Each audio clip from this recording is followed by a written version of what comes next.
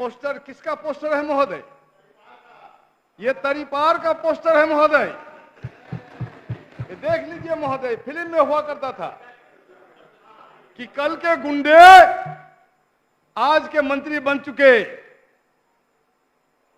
IPC के तहत, CrPC के तहत सबसे खतरनाक अपराधी को तरीपार किया जाता है महोदय।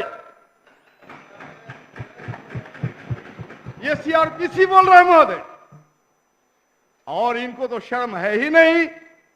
लेकिन यहां शर्म आई है महोदय इनको। ये जो कोर्ट में जा रहे हैं महोदय, माननीय सदस्य, इनको दोनों हाथ में हथकड़ी पहना के लिए जा रहे हैं महोदय। ये उजाड़ने आए थे तवायफों के कोठे,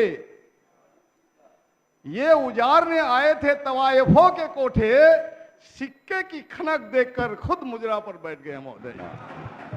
अरे चलिए, सावरकर के वारिस से ही औलाद कहने से दिक्कत होती है।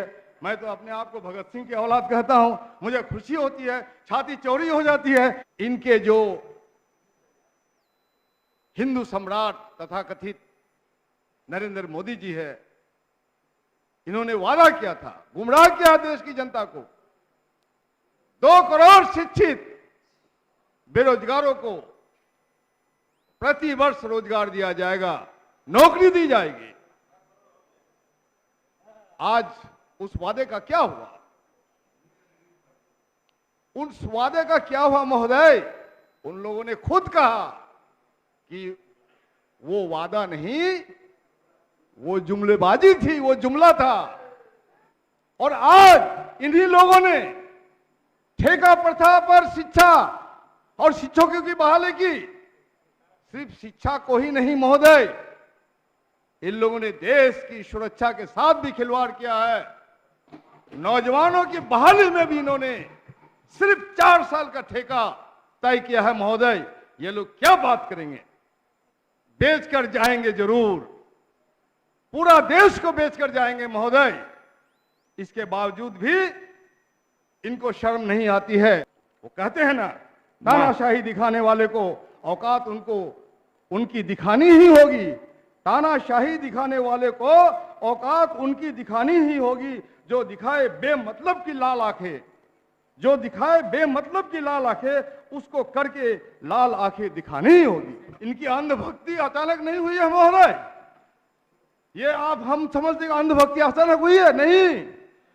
इनके जो रूमानी इनकलाब की शुरुआत करने वाले जो वीर सावरकर थे, जब बाद में इनको एहसास हुआ कि हमारा हिंदुत्व का राज स्थापित तब तक नहीं होगा जब तक हम अंग्रेजों की गुलामी कबूल नहीं करेंगे, जब तक अंग्रेजों की मुखबिरी नहीं करेंगे, जब तक अंग्रेजों का तलवा नहीं चाटेंगे, जब तक अंग्रेजों का वजीफा नहीं खाएंगे, वजीफा नहीं खाएंगे। वहां से महोदय इन्होंने हिंदू राष्ट्र के अंधभक्ति में इनको जब लगा कि इनकलाबियों का दबदबा बढ़ रहा है, इनकलाबियों का रुतबा बढ़ रहा है, और इनकलाबी बरतानवी हुकूमत की सत्ता को छीन के अपने हाथ में ये लोग लेना चाहता है, तो इन्होंने महोदय, सावरकर महोदय ने, सावरकर का नाम लिख लेने से रुक है नहीं महोदय। अब क्या कहा जाए? ये शिक्षा दीक्षा की बात है, पढ़ने लिखने की बात है। पढ़ना लिखना होला करना नहीं है इनको तो दंगा करवाना है, फसाद करवाना है। गुजरात जैसे दंगों की लहरों पर सवार होके इसने अपना इमेज चमकाया महोदय। इसलिए उस वक्त लोग चिट्ठी लिखा करते थे अंग्रेज की महारानी को कि अगर आपके हाथ से सत्ता